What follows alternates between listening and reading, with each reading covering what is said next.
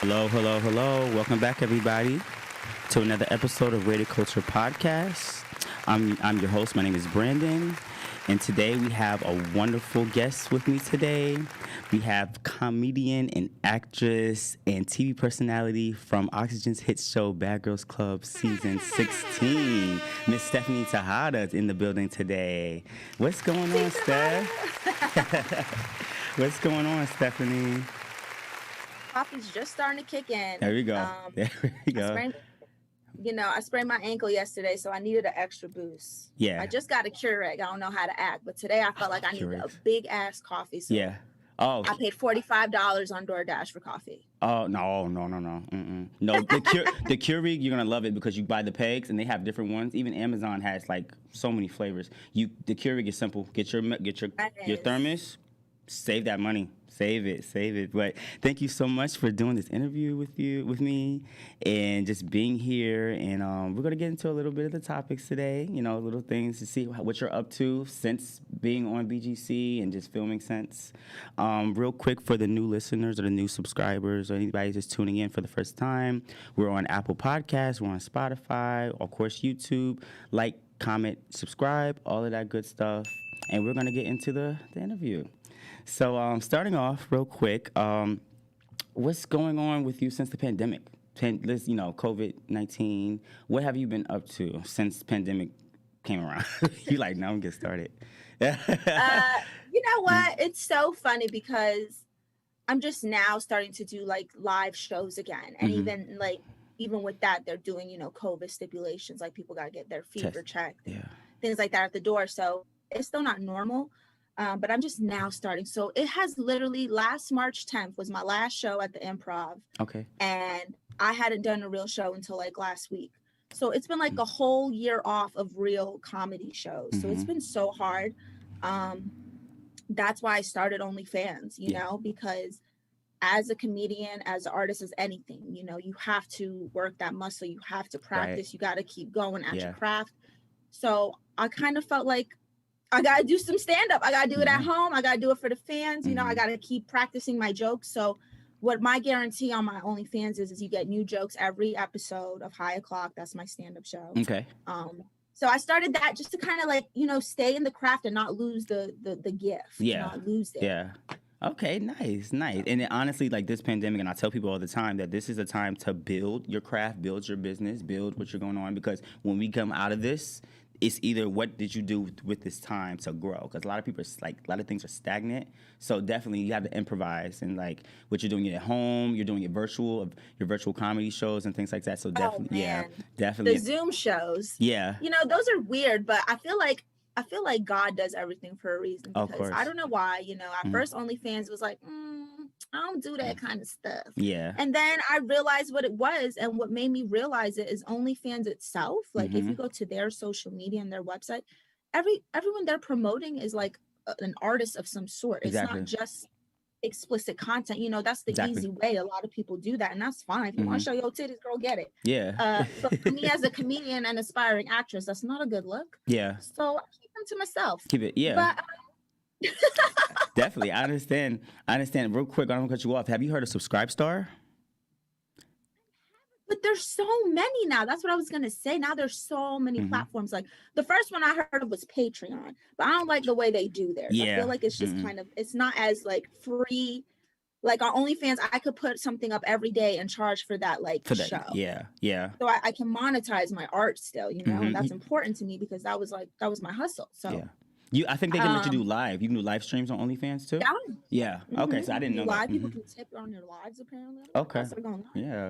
Yeah. I didn't know all of that. I was just researching and I saw, I went to the OnlyFans and I saw, I'm like, yeah, like you can do live streams. You can do so much other like links and things like that. Real quick, Subscribe Star, I just found this out. So Subscribe Star is similar. So it has different tiers of membership. So you can do a $5 membership, $10, $15, $20. So the subscribers that are subscribed to the tiers of membership can get certain content, and so the higher the subscription, the more content they get. So it's like tiers. Patreon. Like Patreon. Yeah, I'll send it to you if you're interested. But I just found that out too. And besides OnlyFans, I think that's definitely a good platform. But you're right, a lot of these only promotion platforms it's the wave right now. for pandemic wise. Yeah. And you know what? I've been calling it since I started because everybody was like, "Oh my God, you're on OnlyFans, you're selling out." And I'm like, "Go subscribe." Yeah. Stupid. Go look. Yeah. You know what I'm saying? Yeah. And I got people to sign under me because, you know, that's another good thing about OnlyFans is if you get people to sign under you, you get, I think it's like 5% of their income until their first $1 million. So everyone who I refer to is an artist of some sort. You know, they're not models, they're not dancing, they're not doing nothing. I have a comedian, Shank Forbes. He signed under me. Okay. You know, my friend Jacqueline Pissarro, who I do my show, A Sociopath and a Psychopath with, she's the same style. Comedy, she might do some like cute pictures or whatever, but she ain't showing nothing. Or, I have an actress who signed under me and she shares like acting tips and monologues and stuff. So like, it's really an Instagram with a fee. Well, yeah, pretty much, pretty much, and that's what it's all your content. It's like, I guess OnlyFans, I guess after a certain amount of subscriptions, does OnlyFans cut you a check or it's like a separate check besides what you're getting? Like, you know how like YouTube, like, you can monetize and stuff? Oh, no, I don't know about that. Maybe. Okay. That's a good question. I got to ask them because they featured me like 4 times already, and I'm actually going to do another feature with them for Women's Day. Okay. So I'm honored for that. Nice. Booked and busy. Booked. All right. Let's find out. Sure, I could be a partner. We get those sponsorships, and like I even saw like you did the promo. I went to your page and I saw you did, you know, this is my OnlyFans. You did the promo, and I was like, yeah, she really OnlyFans, like, but it's strictly business. And you even said on like no explicit content, which is like, we're gonna get into that. We're gonna get into that when we talk a little bit about that. But next topic, real quick, we're gonna talk about so your IG. You call yourself the New Queen of Comedy. And I see that you have the IG, which is the at the New Queen of Comedy. So that's your only comedic like Instagram page. You post most of the comedic skits and everything on there. Because Stephanie Tejada, you know, I've had that. That was like my only Instagram. I had that back when like I was doing. Remember when like Vine was out and then Instagram came out and everybody didn't know how to act because of the video. Yeah.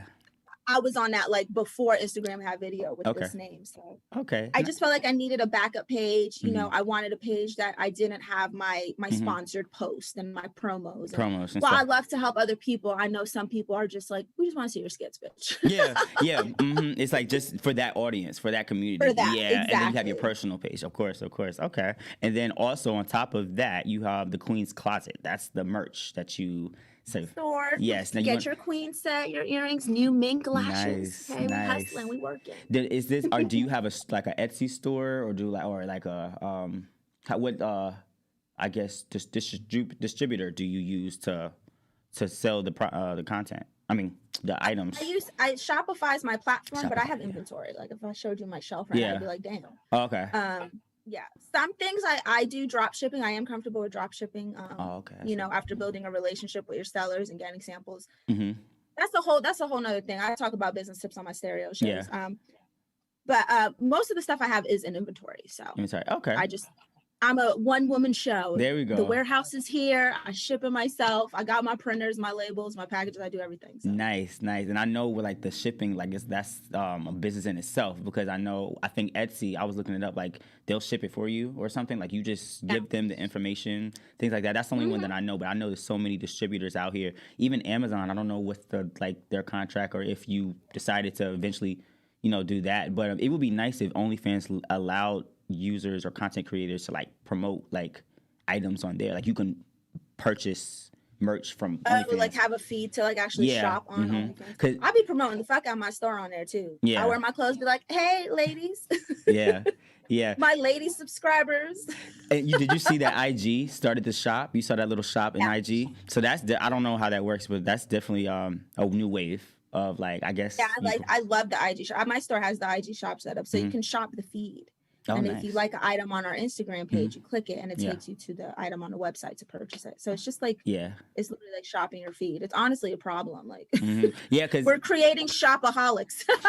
Especially like quarantine, people are in the house. Like they see that shop button at the bottom, and they're like, okay, yeah, I never bought so much unnecessary shit from Amazon. Let me tell you. Like, Me too.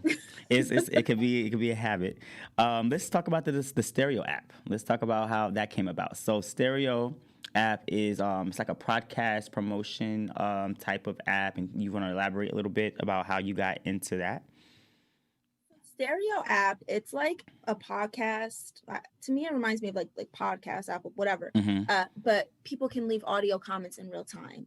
So imagine like I'm doing my show, Money Talk, and I'm giving business tips, and I'm like, so if you need a business tip, and then you could just be like, so what should I do if I want to look into selling shoes? And like it'll come in real time. So it's basically like a podcast where the listeners can interact. Okay. The way I got involved in Stereo is when they first launched, I noticed that it was like nothing but comedians promoting this app. So I was like, I don't know what the fuck this is, but all the comedians are talking about, I have to get involved. So I reached out to them, and they were like, yeah, we'd love to make you a creator. And now I'm one of their official creators, which is amazing because, you know, my dad said, you know, I was a chatterbox growing up in school since I could talk. So now I'm getting paid to be a chatterbox, Dad. Like, you know what I mean? We making it. Yes, of course. I like how so I'm just checking out the app myself because I like to introduce myself to different apps now because there's so many, especially pandemic wise. But Stereo, I like how they kind of make it a little animated, or like the little icon.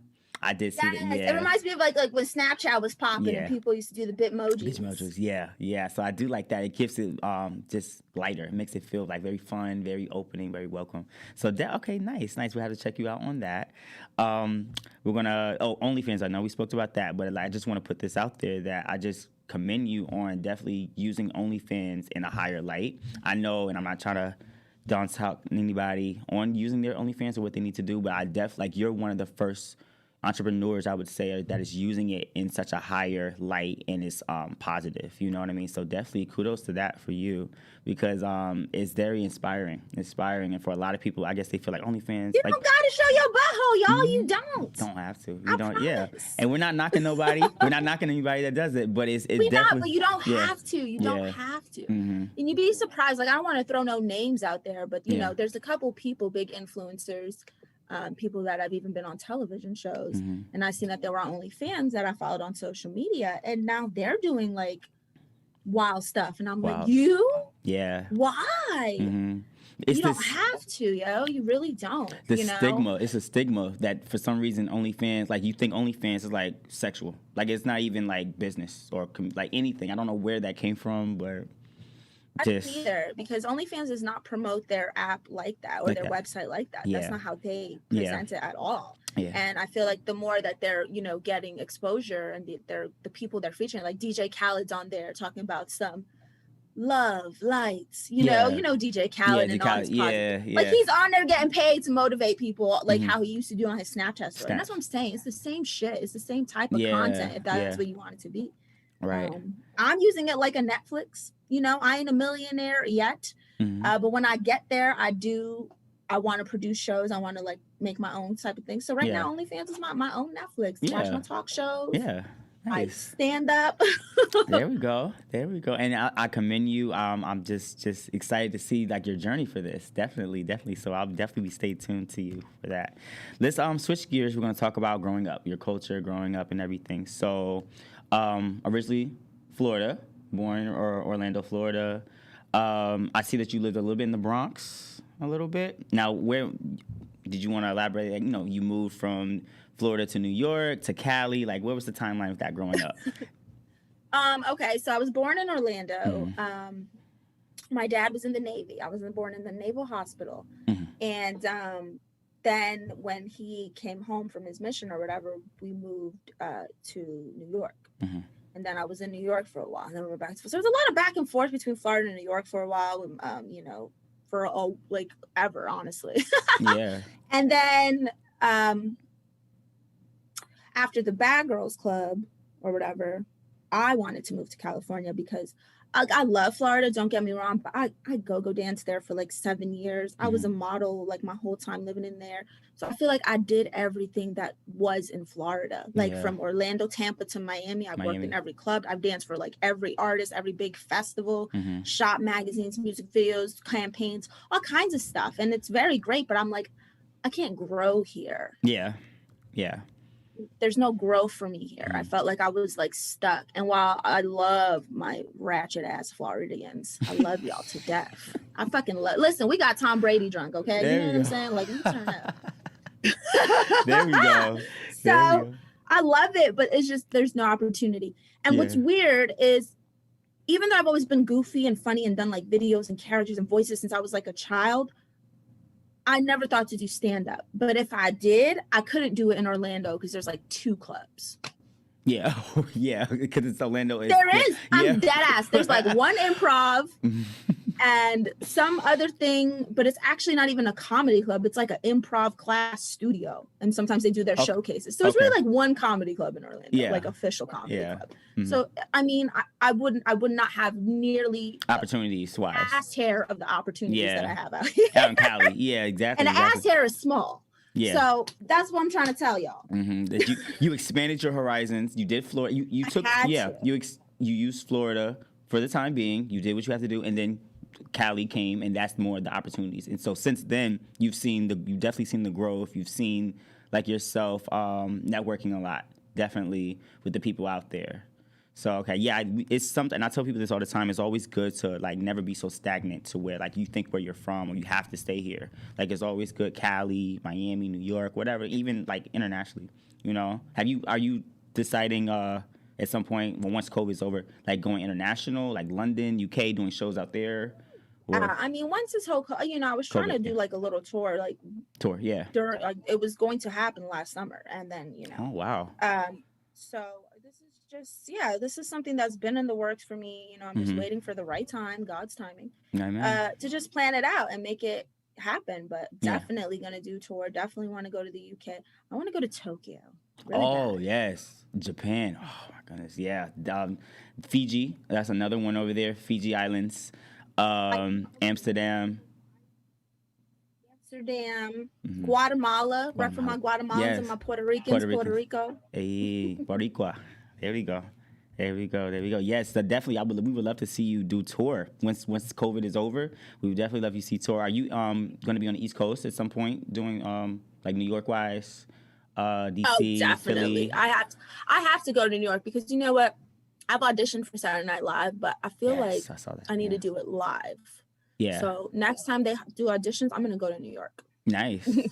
Okay. Because I know, New York is just recovering with everything, but in a positive light, like a lot of things are opening up, even like indoor dining, things like that. So I think hopefully soon we'll see what the summertime goes back, but hopefully this pandemic will. According to Dr. Fauci, we gonna be here till like Christmas. We already. Yeah. We just hit our anniversary. We just hit the anniversary. Onlyfans, y'all. Zoom. Podcast. Shout out to Rate a Culture, because you know what I'm saying. This is the new stage. Yes, it is. Podcasting, all of this like virtual stuff. It's the wave. It's the wave now. So important to adapt, though. Yeah. Either just stop and fall off and like completely just not do nothing, or you can adapt and just suck it up. I don't like performing to no audience. I don't know if y'all laughing when I do these Zoom shows. It's weird, but I do it. Yeah. Because I need to. Yeah. It's the consistency. It's the consistency. Exactly. Definitely. So quick question. So your parents, your father, so on BGC, you mentioned growing up, he was religious in the army, you said. So growing up, did you feel like you had to like fit a mold of how your parents or how your father might have looked at you, like, being on BGC, doing comedy, things like that, go-go dancing? Like, was it very strict growing up, or was it yeah? What's so funny is my parents were divorced, so I live with my mom and my stepdad. Okay. And my dad used to, he was a good dad. He was always in the picture regardless. He would come pick me up from school, weekends, we saw each other a lot. But it wasn't until I was like in high school, I want to say like my senior year, that he got very involved in the church and started changing his life and stuff. But he wasn't really strict. He would just always kind of be like, well, I'd rather you didn't do that. This isn't a good look. But I think it was because, I didn't grow up with him. He didn't like, I didn't live with him. So until I was like 17, when I moved out of my mom's to live with him, I was already kind of like doing my own thing. So I don't think he ever felt the need to like be like, unless he had to step in. Like if my mom was like, come get your daughter. You know what I mean? Like, so what I will say though is there's definitely pressure. Like before Bad Girls Club and everything, I always kind of modeled and did stuff. So I remember like being in church and like people used to talk shit about like my modeling photos to my dad, and my dad would be like, oh, you know, people are skeptical because of your modeling. It's a bad reflection on me. And I'm like, first of all, they fake as fuck because we in church and they judging me. But okay, I'll tone it down for you, pastor. You know what I mean? Yeah. It's a stigma with that. And we're not going to get into that topic, but it's like the heart overly critical, but also like religious. I consider myself more spiritual, if that makes sense. More like I believe what I believe, but I'm not going to push it down your throat type of thing. Exactly. Yeah. If you ask me, you know, even when people ask me, because I do pray every day, I read my devotions. I believe in God. I believe in Jesus. But I'm not going to force it to you. You know, I'll be like, if you believe in God, seek God. If you know what I mean? Like, what is your path? It's not me to push it. Yeah, it's their walk. Everybody has their own walk with how they go. Exactly. Yeah, that's definitely. We're just supposed to inspire by the way we live and, you know, represent ourselves as people of God. So if people see something in me, they see the light. Yeah. And they ask me, then I tell them. But I don't just be preaching to people. Yeah, it's the spirit. Because even now, even on BGC and what I see, it's like for you, like your spirit like kind of shows for itself. So that's like the God in you, So it's just like your character, your representation, like that's kind of where it should be. It should never be like, well, you're going to hell, and you're going to hell, and you're doing this, and like, don't do this. Like it's God made me this way for a reason. Yeah. You calm down. Yeah, exactly. So it's growing up, I can understand that too, because my family was very, not say strict, but very like. I felt like it was never enough. Like I had to be like, I'm proud of you, but I got to still walk a narrow line. So it's like branching out and finding myself, expressing myself. I feel like, no, I know what I believe in. I'm spiritual, you know, things like that. But I'm never going to be like judgmental to other people because they don't walk my way, you know. So, okay. And so from growing up, did your parents know like you were going to have like this personality to do comedy? Did you do comedy shows at a young age or were you was always funny, like, you know, like class clown type of thing? Were you like, when did you decide to move towards like comedy and being a comedian? When you first realized it? I feel like it's just always been in me. It's something that, you know, since I could talk, since I was the littlest thing, I would do voices and try to do impressions and mimic things I was watching. Like, you know, my family always thought I would do something in comedy. They're like, you're such a clown. You're so funny. You're so goofy. Like, when are you going to, you know, headline the show? My friends always pushed me to do comedy, but I never thought of it as a profession. I was just, this is just who I am, you know? And I would say I got into stand-up after everything, like officially like doing comedy. It was after Bad Girls Club. It was after like all that. It was just something that was inside me. I mean, granted, I always did funny videos. I did skits in the form of home videos before we had social media. You know what I mean? Like I've always done that stuff. So it didn't seem like something to be like, oh, this is a job now, because it's just who I am. But I started pursuing it after the Bad Girls Club. When I moved to California, I had this epiphany. And I was like, I think I need to try stand-up. And then what's weird is like the next day I got one of the top comedian classes out here, comedy classes out here called Pretty Funny Women, had reached out to me and they were like, would you like to take my class for social media promotion? That class would have cost me like $600. And, you know, the moment that I think to myself, maybe I should do stand-up, I think I need to try stand-up, having written one joke down, haven't booked the fucking show, haven't done nothing, have like nothing, just the idea. I get sponsored by one of the top comedy classes. So it just all kind of just fell into place really fast. And I just tell people, I was like, I really think that is my God-given purpose, to make people happy, to make people laugh. I think this is what I'm supposed to be doing. This is like, if I did this for the rest of my life, I'd be okay. Yeah. So that's kind of how it happened. How that happened. I felt like I had like a epiphany. I also was really high. And I was like, I remember watching Chris D'Elia and I was like, I need to try stand up. Quick question. And then I got the message like the next day from the comedy class. I was like, who's one of your favorite, or who are some of your favorite comedians out of all time? Like maybe top 2 or top 3, if you could name some off the bat. I know that's like a tough question, but who's inspired you? Like who's inspiring? I love Dave Chappelle. Storytelling is immaculate. I love how like unfiltered and raw he is. That's what comedy is. Yeah.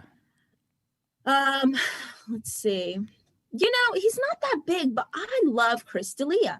And I know people canceled him because of that whole accusation of the underage girl. But first of all, bitch done lied about her age. He sent the screenshot saying that she lied about her age to get backstage. And he said, oh, you're a little young, you know? So at the end of the day, innocent till proven guilty. That's my thing. I like Chris D'Elia. I think he's hilarious.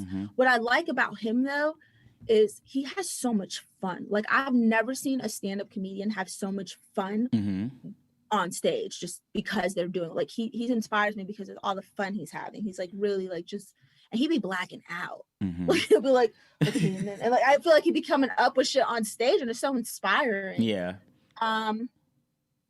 She's new to the scene, but I just don't feel like there's any Latina comedians. I don't know if you know who Ada Rodriguez is.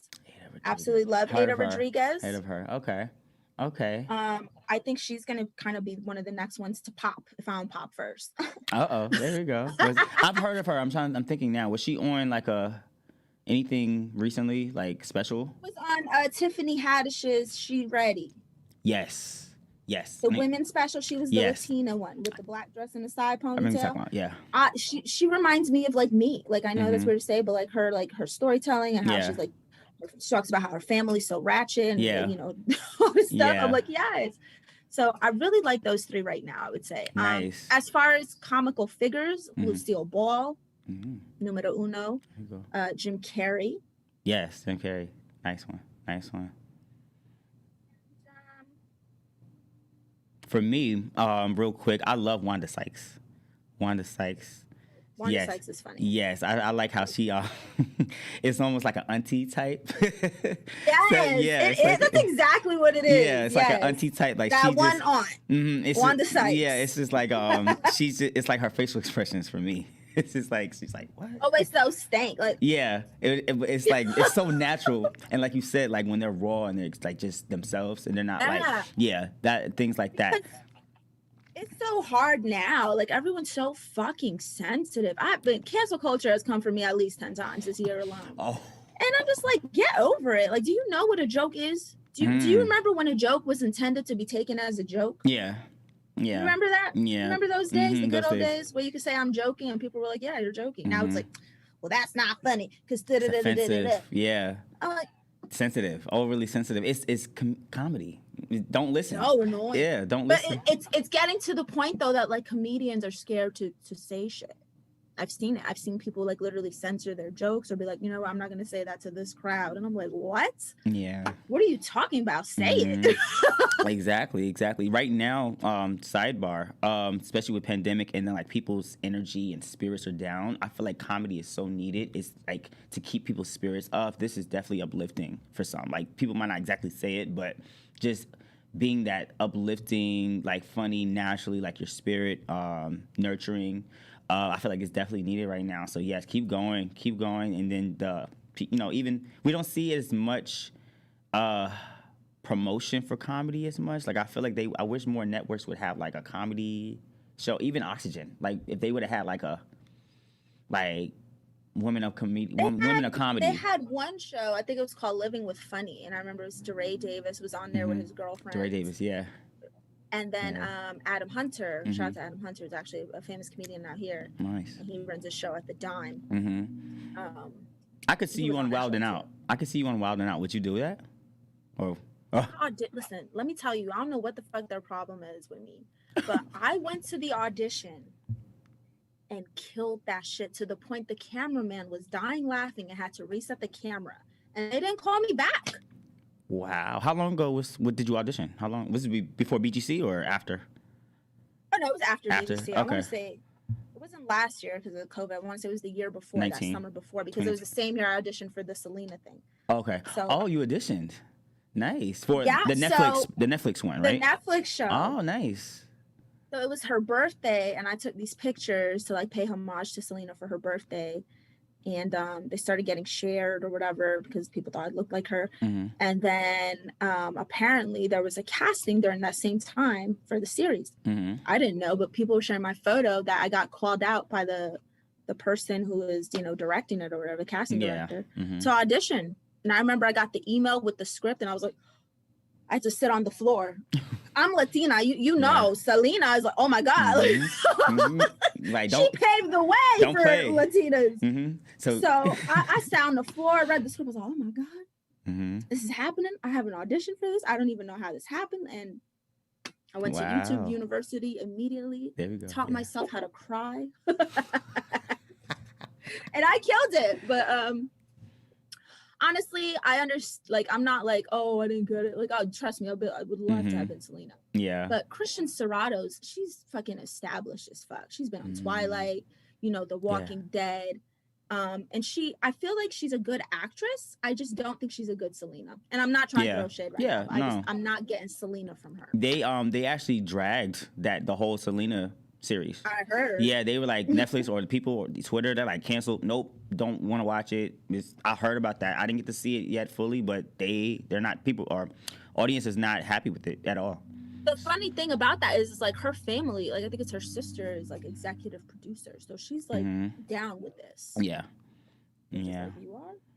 Well, you know, Netflix last year, especially with pandemic, they were trying to just add so much content because they were still filming and like doing stuff with COVID. So I felt like you saw a lot of like the black shows came back, and then a lot of like these makes. So I feel like Netflix was like rushing it. It was rushed. It wasn't like good quality and who they could have chose to be in it. Other like I feel like it was so much with that. So yeah, I could definitely more about like Selena's like dad and brother than Selena, like that story. Yeah, it seems like it's their show. Yeah, it was a rushed series that they tried, but hopefully they might have to do a remake or something. I'll tell you what though, I love the accuracy though of like her outfits and her looks, because as somebody who was like a Selena fan before people even knew who Selena was, like my grandma used to listen to Selena like when she was coming up with the Dinos, you know what I mean? So I've always listened to Selena. It's really cool to see them like bring back like her original first album cover look and show the behind the scenes of like what. So I do enjoy the story because I'm a big Selena fan, but I just wish the girl reminded me of Selena. Yeah, that's all. Even if it wasn't me, I just wish I would have got Selena vibes. Yeah, put more respect on it instead of just like putting out something just because. Strong substitute teacher vibes. Yeah. Substitute teacher. Oh my goodness. So real quick, and before we get into the BGC questions a little bit. So Zodiac sign, Cancer, correct? Oh, let me see, my friend found out because she loves all that shit. Yeah. Oh, she didn't get back to me. Okay, no, it's all good. So Cancer, represented by the crab. I'm a kind of little into astrology too. Represented by the crab, water sign, very nurturing, very I want to say spiritual too, very like intuitive because I'm Scorpio, so I'm water sign too. So I'm October. I'm intuitive, some say I'm crazy. You know what? I have so. Well, I don't know about. I actually like Cancer for the most part. So for me, for me, Cancer. I have a Cancer rising, so I'm Scorpio Sun, Sagittarius Moon, and a Cancer rising. So the rising is sign. I don't know if you know. The Moon sign is your emotions. The sun sign is your main sign, and then the moon sign is the emotions, and the rising sign is the perspective that you give to the world. So people could look at you like, what's her energy or who they are. So for me, Cancer rising, I'm more like I get into my shell a little bit. I kind of I have like if I go to big stores or big malls, I kind of like get anxious a little bit. So I guess that's like the crab kind of coming out. Like I just want to just retreat back real quick. But they consider Cancers like the healers. That's something I was reading. Cancer is very nurturing, very healing. You said Aries moon? Aries moon, I believe. That's what it is. Okay. Don't count me. I don't know. Listen, I don't know. I just know I'm a Cancer. Yeah. 7/7, 7 a.m. 7/7. Whoa, that's a spirit number. I have to look that up. 777. I gotta go into that. Okay, interesting, nice. At first when I first watched BGC, I was just like, what is her like the energy? What's her sign? I actually thought you were like a Aries or like a Leo. Yeah, like a Leo or something. I say she's just very fiery with Cancer. Oh my God! But I was a drunk on that show. Let's get into that. Let's get into BGC now. Anybody that's listening, real quick before we get into the questions, like, comment, subscribe, all of that good stuff. If you like this content, please give us a thumbs up. And so BGC, let's get into that. So season 16, you were called. I'm gonna do it in order. You replaced Dream Doll, Tabitha. You were the replacement for her. When you got the call, what was the process of you casting? So what made you decide to do BGC anyway? Like, start from there, and then I'll go into like casting. Explain the casting. So I went with my best friend Evelyn, the one who actually came to visit me in the house. Okay. We had auditioned for the Best Friend season. I want to say it was like 2 years before that together. The sister season. That's what they were. Yeah. I don't know if they were saying best friends. Maybe that's the what they were trying to do at first, but it was a casting for friends at first. Mm-hmm. And we went together. And I got a call back. And I remember I was on Skype with them. This was in Florida. And at the time I was go-go dancing. So they were like, oh, so what do you do for a living? I was like, I'm a go-go dancer. So can we see some moves? And I was like, okay, I'll be right back. I went and changed. And then the power went out. So there was a fucking hurricane happening. And I never heard back from them. I'm like, well, there goes that. Because, it's Bad Girls Club. There's millions of girls who want to be on that show. Mm-hmm. So didn't hear from them. Already accepted that once the power went out. 2 years later, I get a call. 2 years. Okay. Yeah, it was like 2 years or 3 years. I want to say 2 or 3 years later, I get a call about the social disruption season. Mm-hmm. And I was like, is this a joke? Because like it came out of the blue and I was surprised they even had my contact still and all that. I was like, what are you talking about? They're like, yeah, we're doing another season. We think you'd be a good fit. Da, da, da, da. And then I was like, okay, if this is real. Mm-hmm. Yeah. And they wanted me to go to Miami to do like an in-person meeting. And then from there, they flew me to LA to start like the process. Like I had already basically been casted. Oh, nice. And they told me, we're gonna bring you to LA. We're gonna do an interview. And they did like some tests. Like you have to take a lot of tests. Like a shrink. It had a shrink, correct? Like they come in. Yeah, there's a shrink. I had to do a fucking math test. I'm terrible at math. I was like, I'm gonna fail this. I was like nervous, like I was in school. Like mm-hmm. Yeah, like a test. Yeah. You gotta get 100. And that was it. And then they told me that I got on the show. Mm-hmm. And it's weird though because I don't want to spill too much tea, but the show ain't running no more. So yeah, it's over. Yeah. They knew that they wanted me to be a replacement. Okay. And they told me that before they even started filming. So it's almost like they timed it to bring me in on purpose because I already knew when I was coming in before they even kicked her out. Mm-hmm. Like they called me and she was still in the house. Okay. Did they tell you why she left, or they just like you're just replacing so and so or somebody? Yeah. They said we want to bring you in. You're going to be our first new girl. We want to shift the energy. Right. That's what they said. They said we want to shift that. Mm-hmm. Turn things around. Yeah. And I'm like, okay, I'm ready. And I was like, and I asked them because I don't want to be whatever. I'm not throwing shade, but I would not have gone on that show if I was only going to be in like 4 episodes. Like I had to be the first replacement for me to accept that. Yeah. So I'm glad that they called me when they did. But that's how it happened. Did they to be honest, this is my opinion, and I tell some of my friends this, I feel like you should have been an original for that season, to be honest. I do. I feel like the energy Me too. Thank you. The energy was like when you first came out, and we're gonna go into how they played you out to introduce you was awesome, but it was like, whoa, I had no idea, to be honest with you. So what happened is, yes, you should have been an original, number one, because it was the energy. You would have shifted. I feel like a lot of the show or the structure of the show would have changed. It would have been any bullying. You probably would have. You did stand up for the bullying, which we're gonna get into that real quick. But so what they did is, so she left. They kicked her out. Excuse me. They had the girls go to a improv. It was an improv that you guys went. So at first, I'm thinking that you're part of the working at improv. Yeah. Because at first, I had no idea. So I guess they were doing it. I know like some of the other girls were doing their talents and things like that. So you already, you went up and you did perfect. So I was like, in my mind, I'm thinking, I said, the girl there that's doing better than them. And so I forgot how the conversation went about. You're like, I'm the new roommate. And so you're like, at least I'm not the oldest one. And so from there, they Oxygen they were slick with that. They were how they introduced you. because they could have just had you come to the house. They could have just whatever. I know they want to shift it up to kind of shake the energy, but energy was always there. You were gorgeous. I was like, yeah, she should have been here before. She should have been there before. But with that coming in, what was your first impression? Like when you didn't tell them, when they were like going through the improv, what was your like first, and you're going through your mind, like, they don't know. Like, how did you feel at the time? I was just excited. I wasn't like nervous. I was just like ready. I was like, these bitches ain't gonna do nothing. I brought a bottle. Like nobody's gonna start shit with somebody who brings gifts. Yeah. No, some seasons. Like, I got sneakers on. Worst case, you know. Some seasons. No, they started off season 14. I don't know if you saw that one, but they messed up their stuff. With the sisters.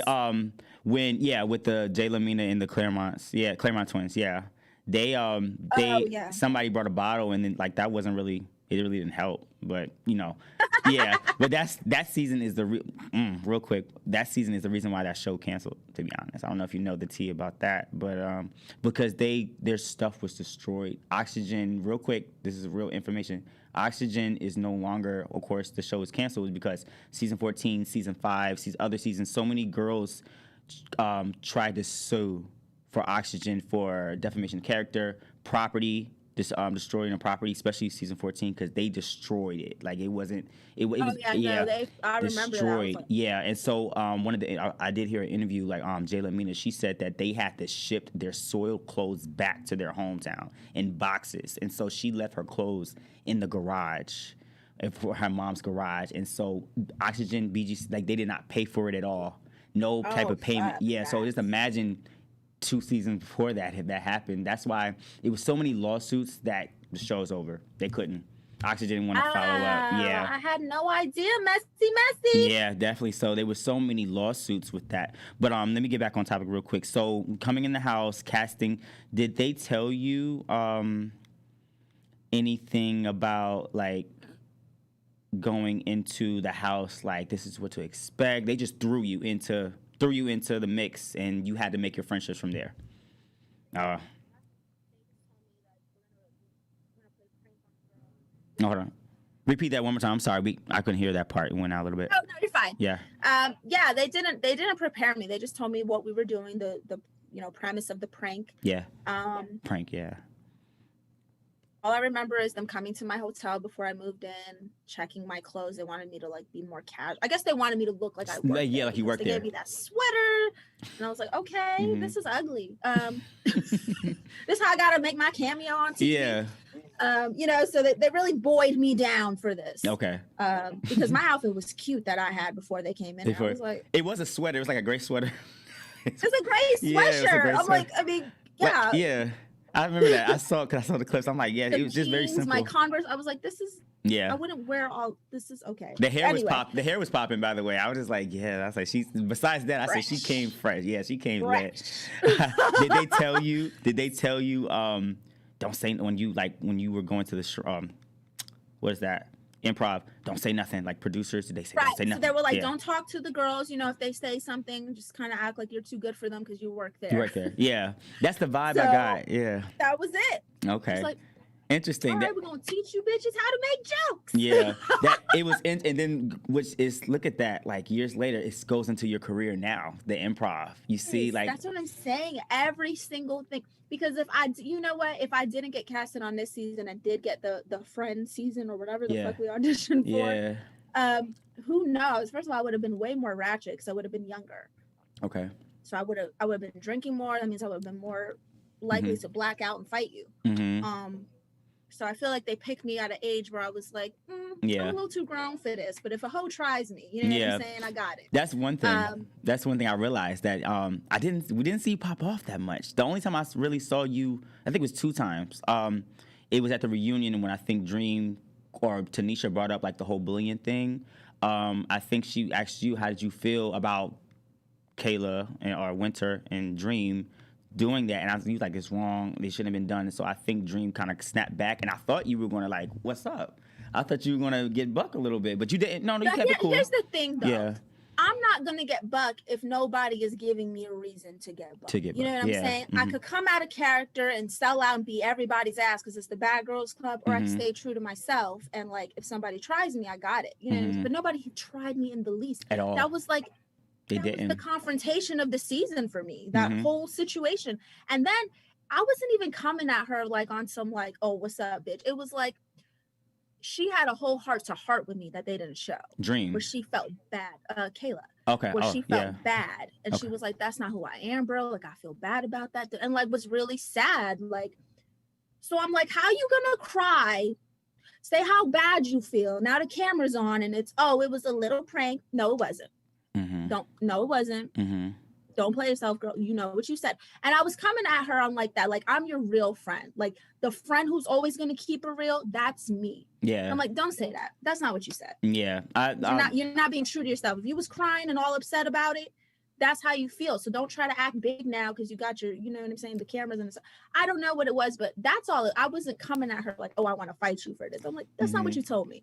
Yeah, I do realize that nobody even when you got to the house, like nobody really tried you. It would have been nice to see if like, you know, because it's bad girl stuff, you want to see like what's she doing. But you even I was ready too. I told my friends, I don't know, any day maybe. Who knows? Let's see. Because even in the confession, like your intro confessional, you like if somebody tries me, like that's it. And I'm like, okay, let's see, you know. But it's even now, like you use your light in BGC was very positive, very uplifting, and even now with like OnlyFans, it's like you use your spotlight in a better light. It's never negative. It's never like drama. It's like I see that's your character. You just like I'm gonna use this opportunity and I'm gonna go with it. And so even with BGC, like awesome personality. Yes, they should have you as the original. So I don't know why that didn't happen. Real quick. Over the show. Yeah. So you came in, you replaced Dream. You were cool with Z in the beginning or throughout the summer. How do you still speak with her? What's your thoughts on her now? Nothing, you know, of course, negative, but like, what's your thoughts on Z in the house and then kind of now? Like, do you still speak? I just, you know what I mean? It's one of those things. Like, we were very close. Our bond was very close in the house. In the house, yeah. But I lived in Florida. She was in Sacramento. Even now I'm in California. California's so big. I did not know California was this big. Me and Z are both in California, and yet somehow we're 8 hours away from each other. Like, you know what I'm saying? Yeah. That's crazy. So I haven't seen her. I still have so much love for her. You know, she's doing what she got to do for her family. I respect it. I am surprised to see she's not doing more as far as like what she said she wanted to do. Like, I really thought she would have started doing the clothing line and maybe, you know, got into more of a business aspect. But she was in the media. She still has a good heart. Yeah. They were dragging her recently about something. I'm sorry to say this, but they were dragging her about there's sad to say there's a BGC like messy page, like they do whatever. Probably a lot of those. Oh yeah, they got all the T's. Yeah, so there was something that she made BGC T, BGC whatever. But there was something in the media. I think last year she was talking about I think the Black Lives Matter or something, and I think she made a comment, and so they dragged her. And so it's like, oh look at her, she got makeup done or her makeup's not done, and I don't know what happened, but this is my opinion, she kind of flip flopped a lot in the house. I feel like it depended on who was around because her and I mean in the beginning I saw that, you know what I'm saying, with the whole I like Kaylee and I'm cool with but now I want to be part of the you know what I'm saying, and then she realized that it was fake and then she fell back from it. I feel like it and we're not like to bash her or nothing. I feel like with her the prime girls of the season I'll definitely want, like real girls, I'll definitely would say is you, Talone, Cabrina. Loved her energy. She was great. And there's one more. But those are my top 3 for your season. But I feel like with Z coming in or just being an original, I felt like her energy shifted as in when Kayla and Dream were there. Then when you came in, Candy. Yes, definitely prime girl. Candace came in. And then the last 2 came in. Like I feel like her energy shifted. And so she ended up being the only original that stayed. But she was honestly, they were going to kick her out early on. And to be honest, she almost didn't make it. Yeah, if it wasn't for Kaylee talking to her in the beginning, she would have left. I feel like that's my opinion. She would have left. I like how you did stick up for Kaylee even though she wasn't. No, she was there. You were in the house when Kaylee was there, or you left before she? No, Kaylee was there. She left. Okay. I came in after I think they sent Dream home after like the second episode. Okay, yes, that's true. Okay, so okay, so Kaylee, you got to meet her. I met everybody except for Dream. Dream. Okay. All right, my fault. I love the fact that you did stick up for her. You stuck up for her in the house, or you stuck up like as in bullying. You spoke your opinion. Even at the reunion, I feel like you did speak up for her. You spoke up for what's right, and that season, unfortunately, even though it was social media, it made a good point that we all have this social media like image, and like some people think they're better than others, or look down, belittle others because of like their status or like followers and things like that. So I feel like in a way a message was shown through that season, and I feel like you definitely would let them know like bullying, things like that's not necessary. That's necessary, and so was wrong. And so I think now, I know she said like my brother will cry, or like I have siblings and I don't never want them to see that. But even after that, I feel like her character, her attitude is like I'm better than you. That's not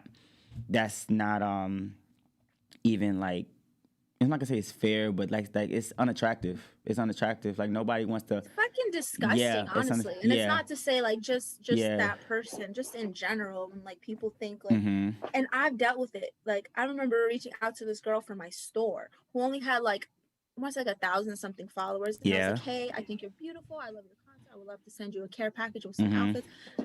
And she was like, oh well, I charge this much for. And I'm like, oh, okay, I understand. She's like, yeah, so if you can't afford me, I get it. And I'm like, bitch, if you don't calm your fucking 1,000 follower ass and humble yourself down, okay, I'm giving you an opportunity, ma'am. Exactly. You know what I'm saying? So it's just nasty. It's something that like, oh, I have 1 million fucking inactive people following me on social media. Half of them are robots. None of them buy for my business. Ain't none of these people coming to my concerts. You know what I'm saying? Like, it's all a facade. If you want to be serious, go through even Kim Kardashian's followers. You know how many of those are bots? Like, you can't trust social media. Yeah, social media. So why like be like, because of social media, I'm better, when it's not even real. It wasn't that. It's the dumbest shit I ever heard. It's an image. It's a facade, and that's why like a lot, and that goes on even with the culture and the society that we live in now. Like, that's people think like I gotta get likes. I gotta be seen, and it's just so definitely it was a message being thought out during that season. Real quick, did you hear about the Zeus reboot? Zeus, it's a streaming network. Yes. Natalie reached out to me for that. I wish she would have did it. And I was like, is it going to be the same thing? And she just didn't have an answer. So I really don't think there was like a whole lot of clarity in the direction they were trying to go when they reached out to me. And I wish she would have did it. I wish she would have did. Would love to see you on there. Apparently, there's nothing to do. I heard they already stopped. I don't want to share too much tea. I think Judy quit. I think Megan quit. Or something happened. So supposedly they're already done. Like I said, like it's a wrap. It's a wrap. Over. So I can't imagine like what happened in like 4 days to make a show, but it didn't. I didn't have enough information. I was like, "What are you talking about? What are you talking about?" Yeah, so, they might have another season. We don't know how far. That Zeus is. They're really trying to bring back, especially people of color. Like they're definitely trying to promote that. So they might have a season 2 or something. I hope that if they reach out to you again, I hope that you decide to do something. Because my next question is, I would like to see like what was accomplished, because I really don't even understand how they're gonna get a whole reboot from 3 days of filming. Yeah. So I'm curious. I'm a subscribe. I want to see. Yeah. Yeah. Me too. We all too. And then we'll do a follow up with that. Hey Zeus, if you're watching, I got a comedy show idea. There we go. There we go. The new queen of comedy. At her. Definitely check her out.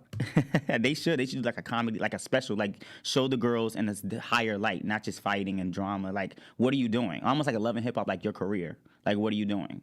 You know? Right. That would be follow me around as a comedy, like a comedian. And then maybe I get kind of like the show that they did on Oxygen, Living with Funny. Yeah, exactly. And maybe we follow 2 of my other comedian friends. Right. Last questions for BGC. Actually 2 real quick. Is there any unseen footage that we might not know about? And are you cool with any other girls from other seasons? There's definitely a lot of unseen footage. Like I said, the powwow with Kayla.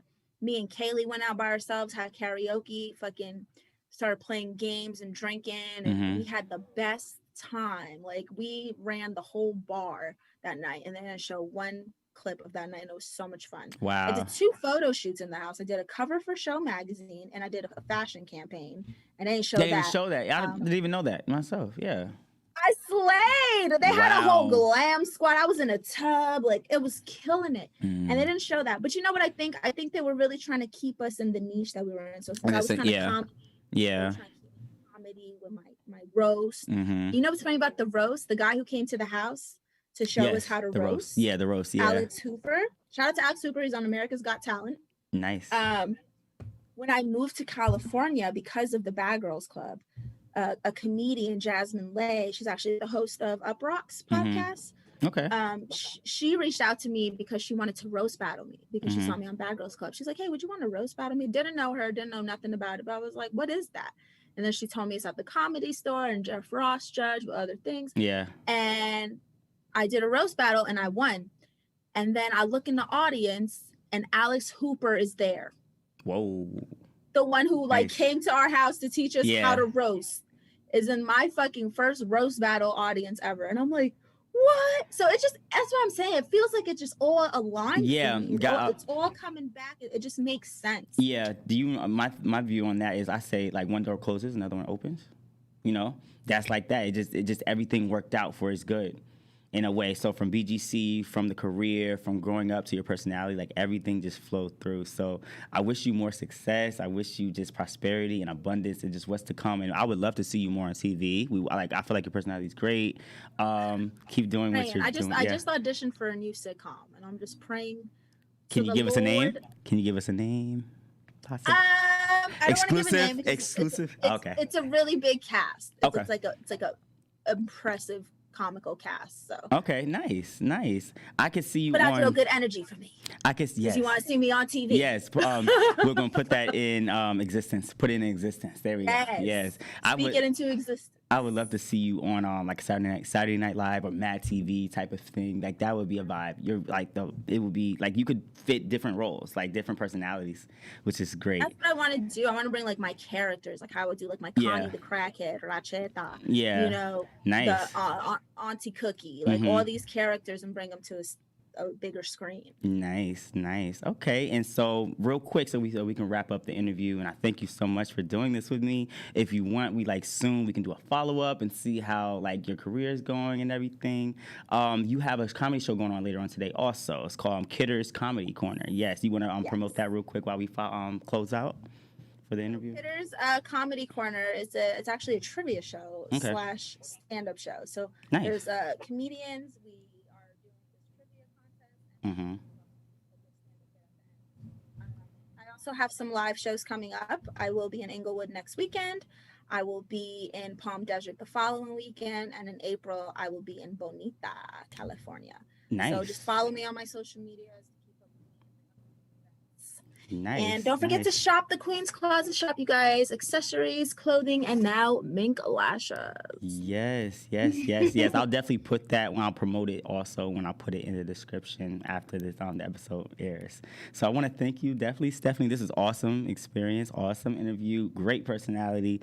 Like I said, love to see you more on TV. I want to stay tuned with you, definitely, so we can do a follow-up interview and we can see where you're at and everything. So thank you, everybody, for listening. Like, comment, subscribe, all that good stuff. And we'll check you out next time for the next episode. Thank you so much, guys.